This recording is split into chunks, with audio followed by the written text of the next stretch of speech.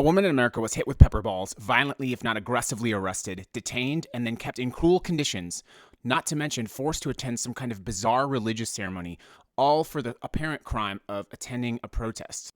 I believe the era of the American political prisoner is upon us, and I believe it is not a matter of if, but how the administration will begin imprisoning people for their political beliefs and how far they are willing to go.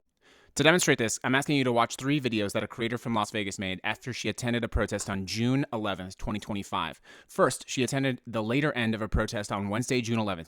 When she arrived, she was hit with pepper balls, she was violently arrested, and apparently the only crime that she committed was being at the protest and using rough language to the police. Did little girl call you a name?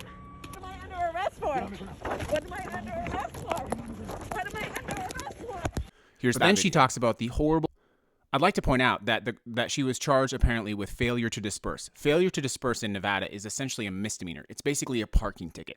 Arresting her, not to mention over 100 other people, is an excessive overreach, and it's a use of that system that really should just be a citation to jail people for their beliefs.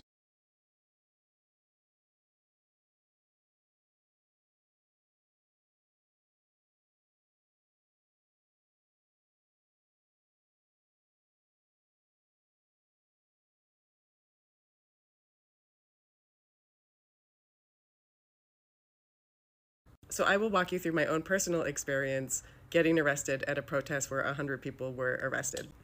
And then in some bizarre and exceptionally unconstitutional situation, she was forced to go through some kind of prayer service with other people. And she talks very well about how they were essentially forced and trapped into this because if they would have maybe protested this or they maybe would have said something, they probably would have had some type of additional punishment, or maybe it would have taken longer to get them out. This is an exceptionally unconstitutional way to treat people who are being imprisoned. The correctional officer and the jail chaplain who took it upon themselves to deliver a condescending sermon to a group of exhausted women who were unlawfully detained, you were out of line.